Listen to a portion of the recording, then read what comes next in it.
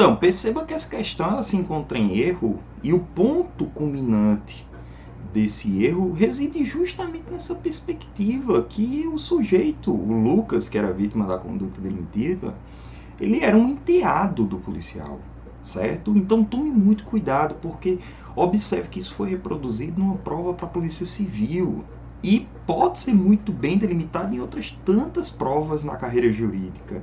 Tendo em vista que, como eu citei para vocês até há pouco, essa qualificadora ela possui muitas minúcias que precisam desta atenção. Indo mais além, um outro ponto que também gera muita discussão na doutrina reside na possibilidade de aplicação ou não desta qualificadora aos aposentados. Então a pergunta que a gente faz é o seguinte: olha, e se o policial estiver aposentado, caberia a aplicação desta? Depende. Depende de quê, professor? De pronto eu já adianto que tem alguns autores, como o professor Kleber Masson, que não aceita a aplicação dessa qualificadora dentro da figura da aposentadoria. Porque o dispositivo ele descreve no exercício da função em decorrência dela. Outros, por sua vez, estabelecem o seguinte: olha, se estamos falando no exercício da função, não há possibilidade. Por quê? Se a pessoa está aposentada, ele não está na ativa. Se ele não está na ativa, ele não está exercendo a função.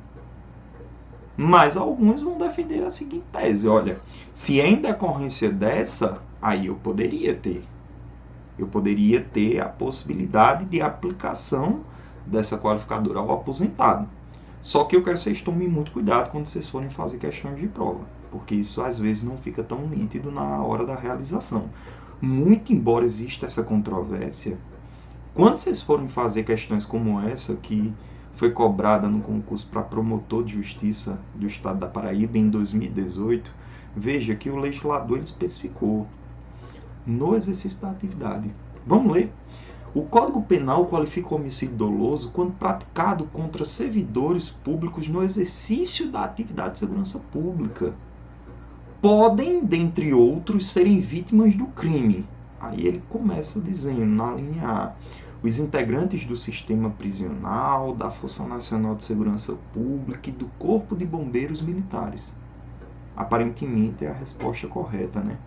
Mas vamos ver aí os demais dispositivos para que a gente possa assinalar com mais clareza e certeza. Policiais civis, policiais federais e promotores da justiça criminal. Não, gente.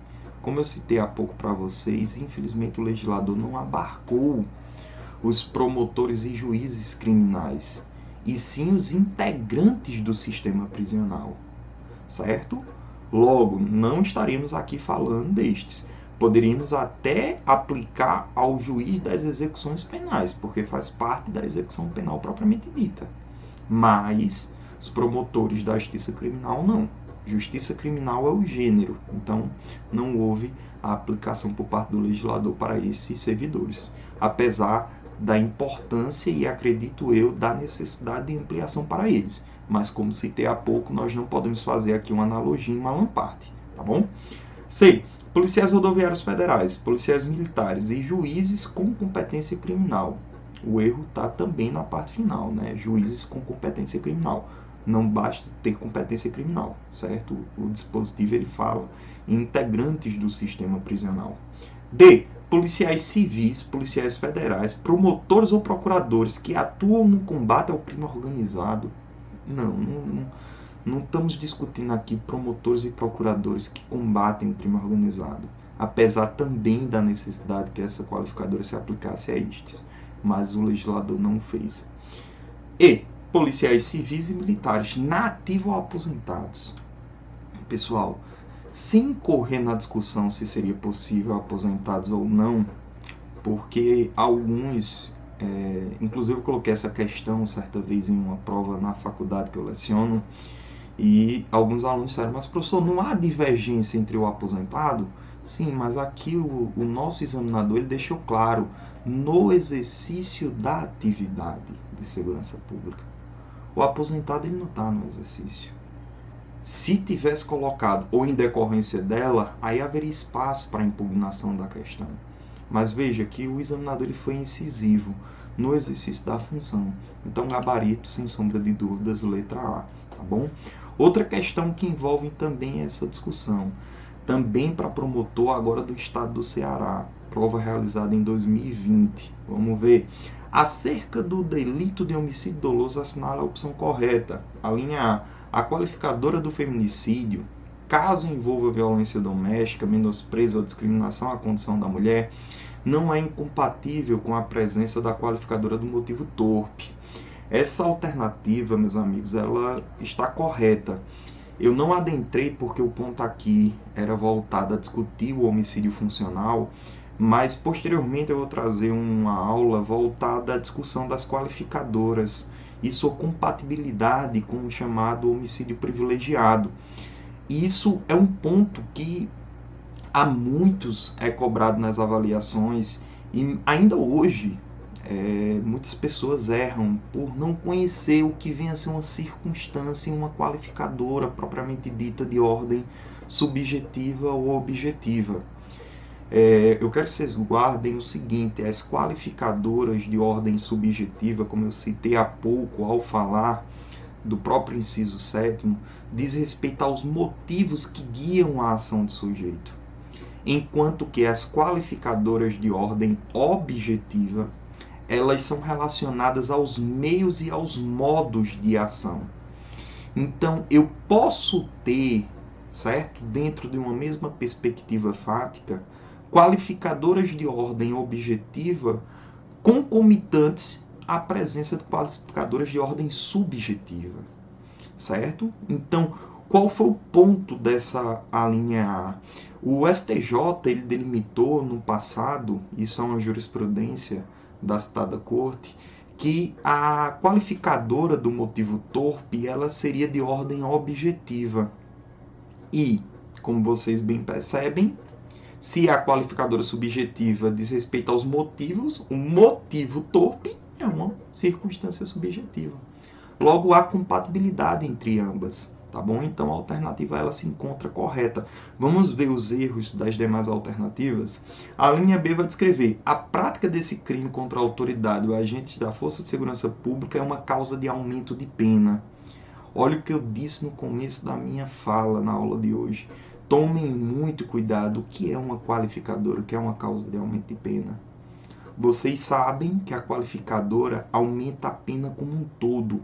Eu saio, por exemplo, do caput do artigo 121, que traz uma pena de reclusão de 6 a 20 anos, e vou para uma pena de reclusão presente ao parágrafo 2º de 12 a 30. Eu aumento a pena em abstrato como um todo. É diferente de uma causa de aumento de pena. Na causa de aumento de pena, eu tenho um mero fracionamento. 1/3, 2/3. Então, veja o que eu disse da importância de você conhecer, ainda que basicamente, a teoria da pena para ir para as provas e fazer questões que tenham aí uma base de uma lei seca muito forte. A linha C: é possível a aplicação do privilégio ao homicídio qualificado, independentemente das circunstâncias qualificadoras serem de ordem subjetiva ou objetiva. Não, pessoal, é o que eu citava agora há pouco. Existe há muito tempo uma discussão quanto à possibilidade do homicídio privilegiado qualificado. O privilégio que está presente no parágrafo 1º do nosso código é de ordem subjetiva. Todas aquelas 3 causas de diminuição de pena são de ordem subjetiva.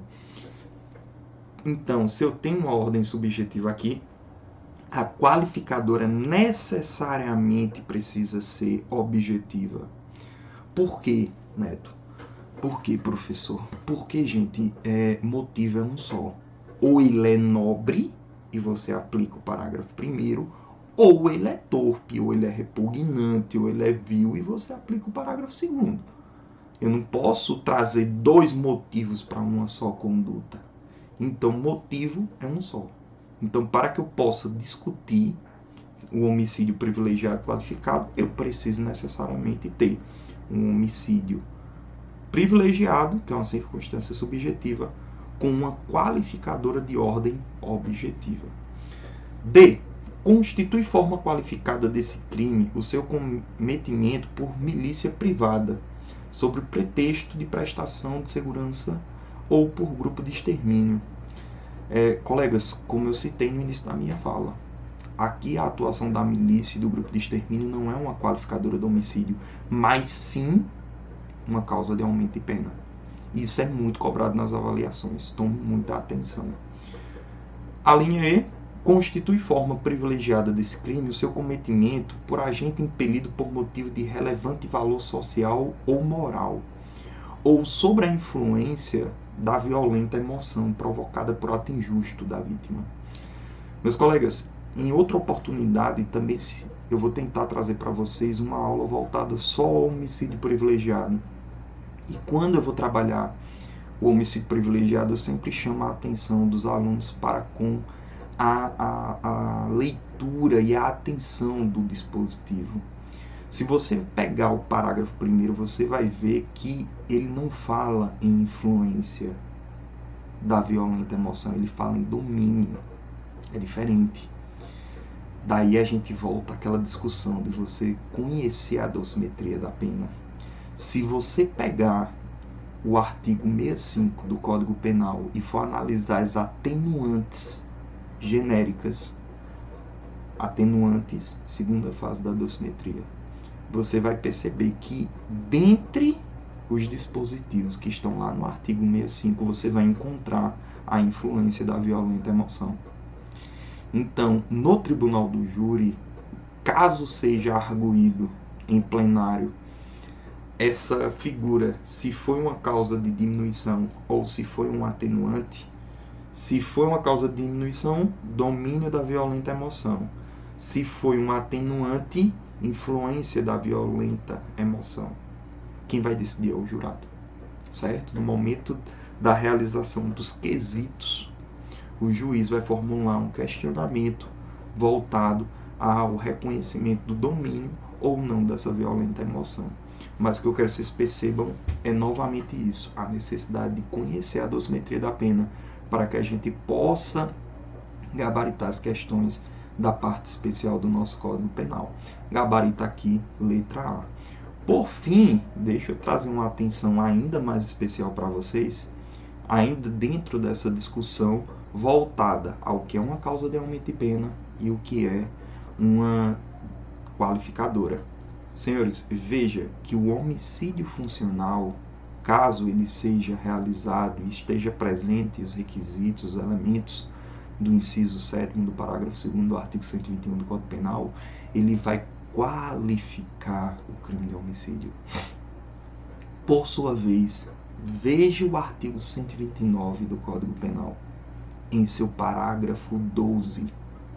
Se você perceber, a leitura é a mesma do inciso 7º, só que tem uma diferença enorme quanto à natureza jurídica do dispositivo. E esse parágrafo 12 do artigo 129, que fala da lesão corporal, despenca também nas avaliações. Veja que ele estabelece, se a lesão for praticada contra a autoridade ou agente descrito no 142 e 144 da Constituição Federal, mesma coisa do crime de homicídio, norma penal em branco de fundo constitucional. Integrantes do sistema prisional, da Força de Segurança Pública, no exercício da função ou em decorrência dela, ou contra seu cônjuge ou companheiro ou parente consanguíneo até terceiro grau, em razão dessa condição. Ponto. Mesma coisa do artigo 121, parágrafo 2º, inciso 7º. Professor, qual é a diferença? Olha a parte final. A pena é aumentada de 1/3 a 2/3. Meus amigos, quando eu tenho fracionamento de pena, eu tenho causa de aumento majorante. Terceira fase da dosimetria. Despenca nas provas de concurso dizendo que essa lesão corporal seria qualificada, quando na realidade não é, certo? É uma causa de aumento de pena. E, professor, por que os examinadores fazem isso? Porque todo mundo estuda o crime de homicídio, todo mundo exaure o crime de homicídio e todo mundo assiste às aulas de homicídio funcional e ouve do professor a necessidade da atenção para as particularidades desse inciso 7º e lembra que uma delas é que essa hipótese qualifica o citado crime. Então, se qualifica o citado crime, significa que é uma qualificadora. E não estudam a lesão corporal em sua integridade. Gente, o artigo 129 é tão rico quanto o artigo 121, cheio de particularidades. Então, tome muito cuidado com isso. No homicídio, nós estamos diante de uma qualificadora. Na lesão corporal, nós estamos diante de uma causa de aumento de pena. Espero que vocês tenham gostado dessa aula. Caso queiram alguma aula específica, podem deixar no comentário que posteriormente eu vou realizar. Um forte abraço a todos, bons estudos. Meu nome é Laudemiro Neto, sou professor de Direito Penal e Processual Penal e estou aqui para trazer algumas dicas para vocês, tanto para a carreira jurídica como para concursos públicos e o exame da ordem. Bons estudos a todos e até a próxima.